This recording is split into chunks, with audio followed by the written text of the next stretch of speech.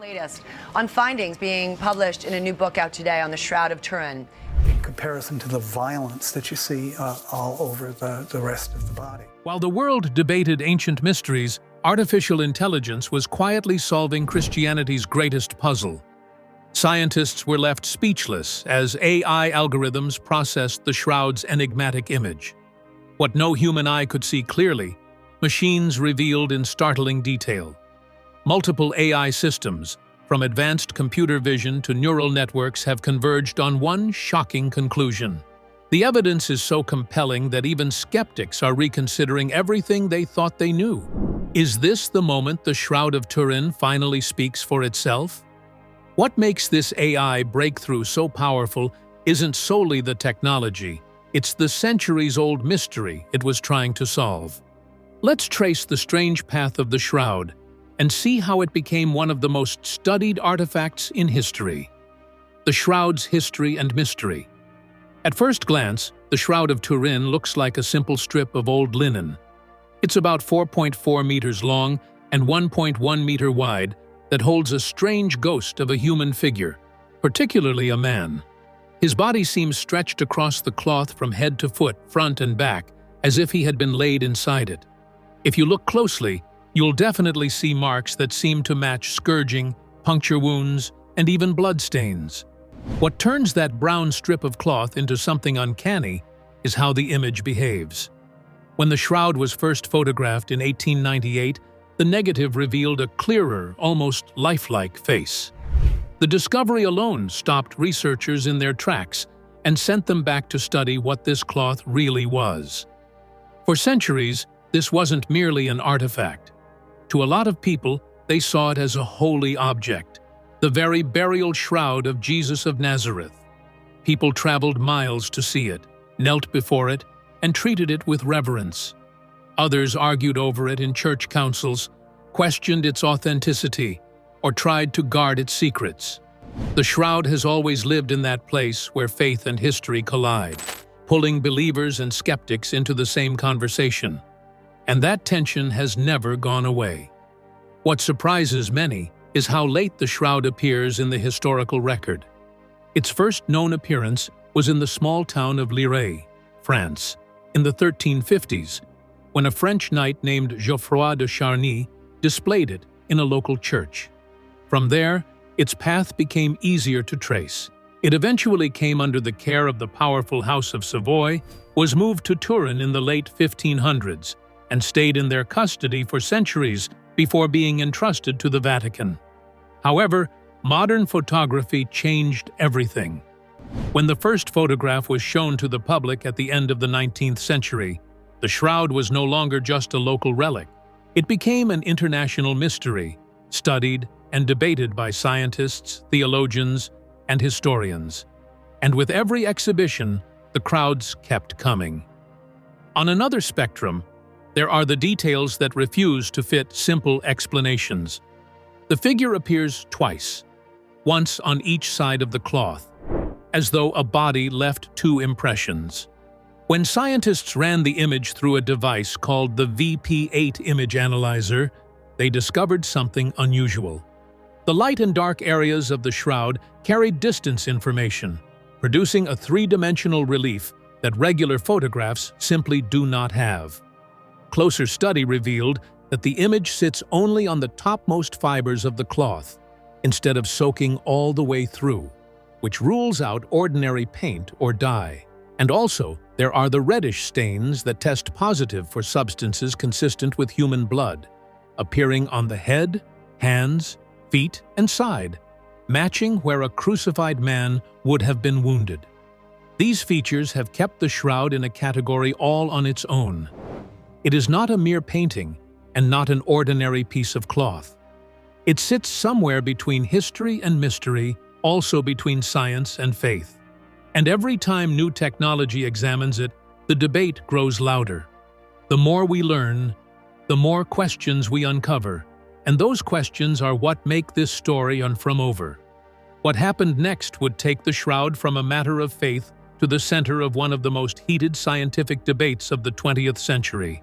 And it all started with a test that was supposed to settle the argument once and for all. the 1988 study that fooled the world. For centuries, the Shroud of Turin sat at the heart of one of history's most enduring mysteries. Was it a relic of Christ's burial or a clever medieval creation? That question lingered until 1988, when the Vatican approved a long-requested scientific test that promised to settle the debate once and for all. A small section of the cloth was cut away and sent to 3 of the most respected laboratories in the world. Scientists and believers alike waited for an answer, certain that this would be the moment the truth finally emerged. No one was ready for how fast the verdict would come, and the results shook the world. The laboratories at Oxford, Zurich, and Arizona each reported nearly identical findings. Their tests placed the cloth's origin somewhere between 1260 and 1390. It was a narrow date range that pointed squarely to the Middle Ages, centuries after the time of Christ. The announcement spread quickly, and within hours newspapers across the globe were calling the shroud fake. The relic that had inspired pilgrims and prayer for generations was suddenly being treated as little more than a medieval curiosity. For many, it felt as though the mystery had been closed forever. What followed was more than a scientific revelation. It was a cultural earthquake.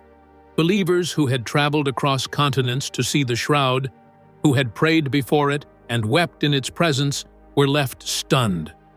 Churches struggled with how to address the news. For skeptics, the results were confirmation of what they had argued for years. For the faithful, this was a painful blow. The shroud was no longer a question to ponder, but a verdict to accept. And that changed the conversation everywhere. Yet, the story was not over. Soon, a big controversy began to grow. Some researchers started asking whether the section tested had truly come from the original untouched part of the cloth. The shroud had been handled for centuries, exposed to fire, and even repaired in places after damage. If the tested threads were from one of those repaired areas, the dates might be misleading. It was a small, uncomfortable question that threatened to unravel the tidy conclusion everyone thought they had, and that question refused to go away.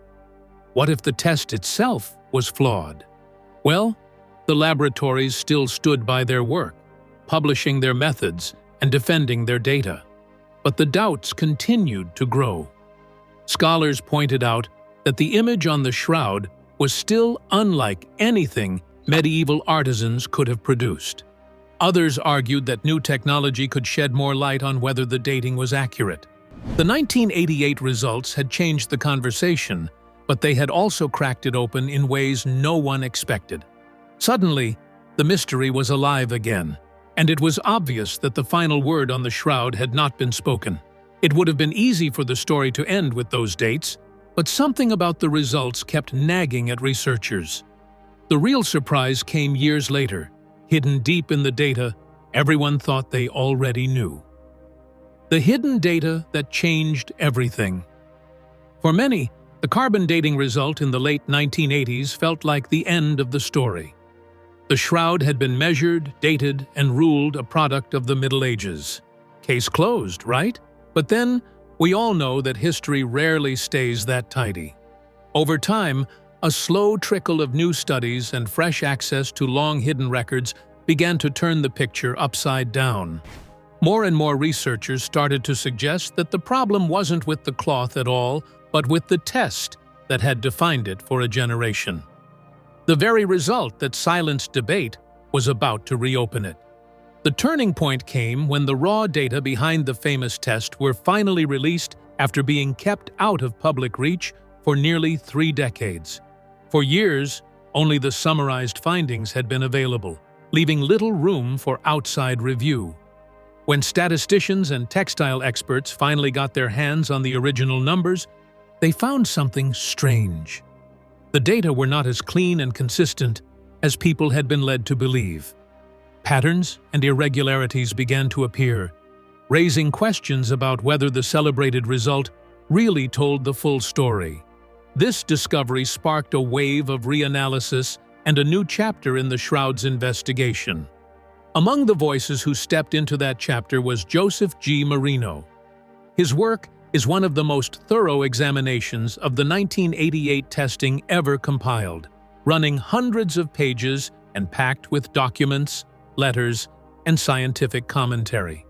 Marino argued that key decisions about where the sample was taken and how it was handled may have doomed the test from the start. His findings didn't settle the question of authenticity, but they raised serious doubts about the reliability of the published date. Anyone willing to read through Marino's work was forced to wonder whether the shroud had been dismissed too quickly. Another critical piece came from a nuclear engineer, Robert Rucker, who applied his expertise to the statistical behavior of the 1988 results. His analysis showed that the three labs' measurements weren't as harmonious as the headlines suggested. Instead of clustering neatly, they displayed variations that should have signaled caution. Rucker even explored the possibility that neutron radiation could have altered the carbon content in ways that made the cloth appear younger than it really was. While not claiming final proof, his work pressed scientists to re-examine their confidence in those once authoritative numbers. Meanwhile, a global network known as the Shroud Science Group was gathering steam. This group included engineers, chemists, historians, and even skeptics who came together to review and talk about every new piece of evidence. With about 150 members, the group acted like an informal think tank, testing arguments and sharing findings.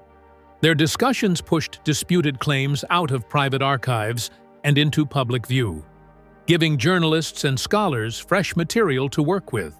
One of the most persistent points of criticism came down to something as basic as cleaning. Several researchers argued that the small corner of cloth used for dating was never fully freed from modern contaminants. Later studies, using advanced imaging and spectroscopy, confirmed that residues were still present on the fibers. If those residues were indeed younger than the cloth, they would have skewed the radiocarbon clock toward a more recent date. This single issue alone was enough to call for a new round of tests. But there's more to this. Some analysts discovered that the sample area might not even match the rest of the shroud. Threads from the tested corner revealed cotton fibers and dye traces that do not appear elsewhere on the fabric. Experts like Raymond Rogers suggested that the corner may have been subjected to invisible repairs at some point in the Middle Ages. If the radiocarbon sample came from a patch rather than the original linen, then the resulting dates would describe the patchwork, not the burial cloth. The deeper the data were examined, the more troubling the picture became. Independent statisticians found anomalies that, when corrected, could shift the date range by centuries. Suddenly, the medieval verdict was no longer unshakable. Instead of closing the case, the original test had left it wide open, and now scholars on both sides were demanding a second, more rigorous look. This growing body of criticism has stirred a wider conversation about scientific responsibility. Many argue that the handling of the 1988 study, from data secrecy to sampling choices, represents a failure that needs to be addressed. Supporters of new testing say that only a transparent, carefully managed effort using today's tools can finally give an answer that will stand the test of time. And what a proper test would reveal remains the single most compelling question in this long saga. As the debate gained momentum, a fresh approach was about to bring answers that numbers alone could never give. The WAXS breakthrough that rewrote history. When the old back and forth over carbon dating seemed to have run its course, a fresh voice entered the conversation with a tool that looked at the cloth in a completely different way. Dr. Liberato De Caro, a researcher at Italy's Institute of Crystallography, took a microscopic thread from almost the same area sampled in 1988. The thread was no bigger than a grain of rice, but it held a microscopic record of the linen's long history.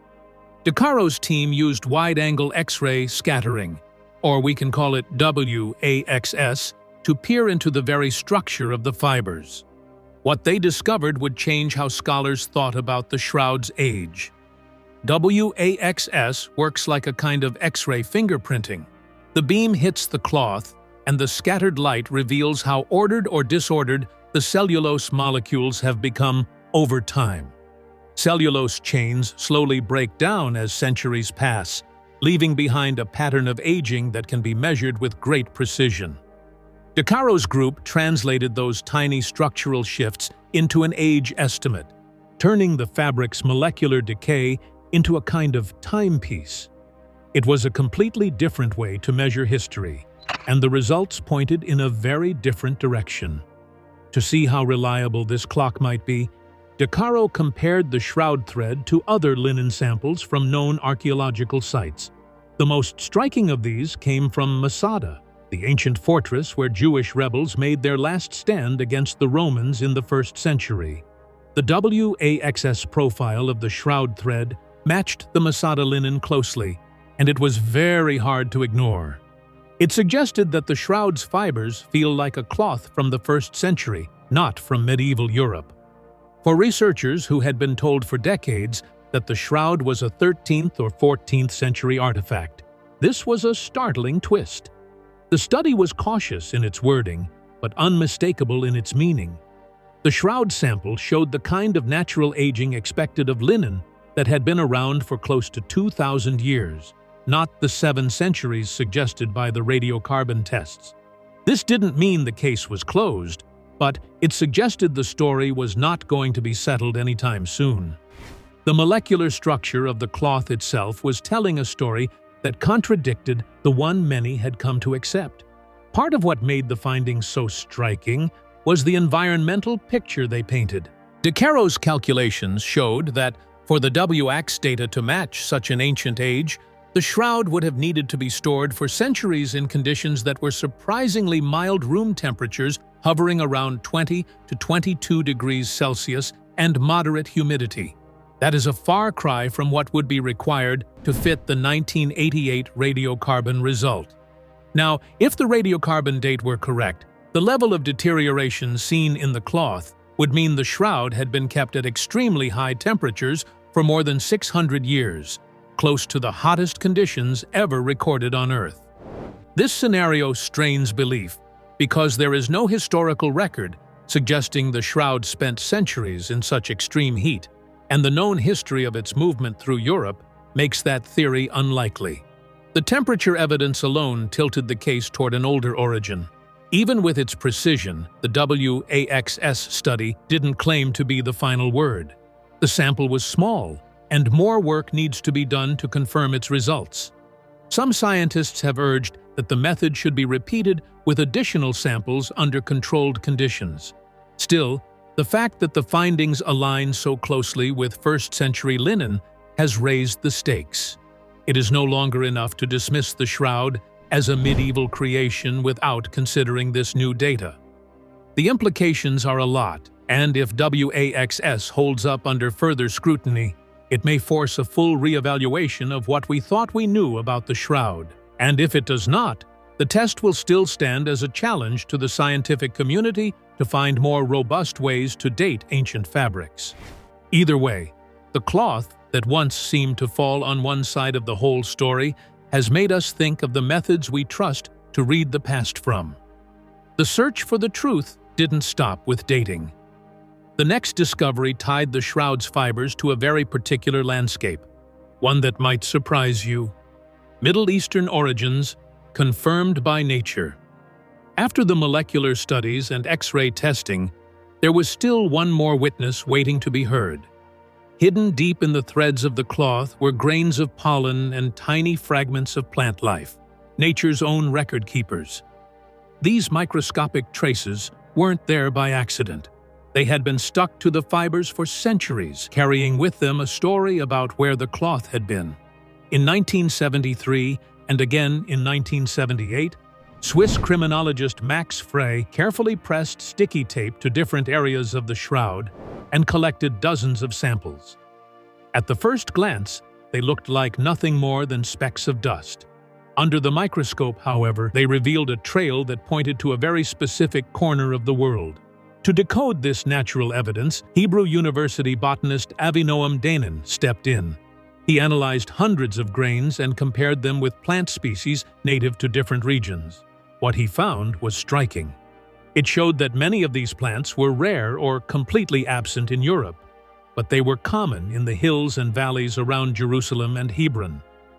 Danin wasn't just looking at pollen either. He studied faint plant images imprinted on the cloth surface. Together, they formed a pattern that seemed to link the shroud to the very heart of the biblical landscape. The connection was too strong to ignore, and it pushed researchers to ask if this relic had once traveled through the places described in the crucifixion story. One species stood out more than any other, which was Gundelia tournefortii, a spiny tumbleweed native to the region, made up a large share of the pollen that Danin identified. Under magnification, he even saw impressions of its thorny flowers near the head of the image on the cloth. The detail struck many observers because this same plant has been suggested as a possible candidate for the crown of thorns mentioned in the Gospels. Another plant, Zygophyllum dumosum, a shrub whose northern range ends not far from Jerusalem, turned up as well. Together, these species drew a kind of green circle around the Jerusalem-Hebron corridor. What was even intriguing was their bloom season, which is always in March and April, and this was the exact time of year the crucifixion is said to have taken place. The closer researchers looked, the more it seemed that the plants themselves were talking to them about a spring in ancient Judea. Also, modern science pushed the investigation further. Teams used scanning electron microscopes and chemical analysis to look closely at pollen collected from the face area of the shroud. Out of 10 grains examined, several belonged to species native to the Middle East. Among them were pollen from the carob tree, the desert date palm, and the Judas tree, plants with strong ties to the Eastern Mediterranean. Each discovery narrowed the possible origins of the cloth, making it harder to explain as a medieval European forgery. The shroud appeared to carry with it the memory of a very different environment. These plant species mattered for more than their poetic associations. Each one has a very specific range. The carob tree thrives across the Levant, while the desert date prefers hot, arid zones further south. The Judas tree blooms across the Mediterranean and Near East, famously covering the hills of Judea with pink blossoms in spring. When found together, their pollen creates a unique botanical signature. Danin and other experts treated this mix as a kind of natural map, one that pointed unmistakably toward ancient Palestine rather than the fields of medieval France or Italy. This map also suggested something about time. Danin and his colleagues compared the floral images and pollen from the shroud with other ancient textiles and with botanical surveys of the region. Their conclusion was that the mix of species fit a period well before the 8th century. This claim added a new layer to the debate because it hinted that the cloth might have been venerated long before it appeared in medieval Europe. Such a possibility kept historians and scientists debating late into the night, because, if true, it would rewrite the timeline entirely. Even with all this evidence, the case was never simple. Critics reminded everyone that pollen can travel long distances on the wind or hitch a ride on trade goods. Others pointed out that centuries of handling could have introduced foreign material. Still, what made the argument compelling was how many lines of evidence seemed to agree because the pollen grains, the faint plant images, and the chemical profiles all told the same story. When science, photography, and geography all line up, it becomes harder to dismiss the findings as coincidence. Whether this will settle the controversy is another matter, but it left researchers thinking, if the plants can tell us where the cloth has been, what else might they still reveal about its mysterious journey? Just when scientists thought they had reached the limits of what the shroud could tell them, a new player entered the scene and it changed the conversation in ways no one expected. The AI breakthrough that stunned experts. When the botanical evidence and physical mapping had already shaken the debate, a new kind of vision entered the scene. It wasn't a microscope or a camera, but something closer to a digital magnifying glass with nearly limitless focus. ProHawk Vision, a company specializing in advanced image restoration, took a single massive 203 megabyte TIFF image of the shroud and ran it through their proprietary computer vision technology. This wasn't an ordinary scan. The image they worked with measured an incredible 5,829 by 12,177 pixels at 305 dots per inch, which is large enough to treat the cloth like a digital landscape, with every thread mapped in astonishing detail. What they did with that data was equally groundbreaking. Their patented algorithms examined every single pixel, comparing its tone and shadow with those surrounding it, amplifying tiny shifts in light and weaving structure that most humans could never detect with the naked eye. The company describes this process as interpreting the context of each pixel to restore clarity, something that is more precise than dropping a filter over the picture. It was like teaching a computer to read the hidden grammar of the cloth itself. And what it uncovered startled even seasoned researchers. One of the most surprising discoveries was the presence of vertical banding patterns that had always been difficult to see clearly in normal light.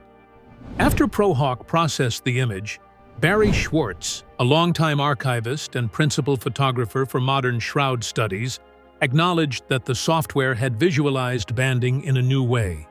He noted vertical lines that coincided with banding known to exist, and said that ProHawk's methods made those differences in the weave more visible than previous natural light images had.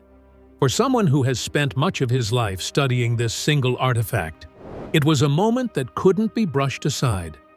And this left researchers wondering what other secrets the cloth might still be holding. What happened next pushed the conversation even further. Around the world, researchers and digital artists began experimenting with generative AI systems, feeding them the same high-resolution images that ProHawk had worked with.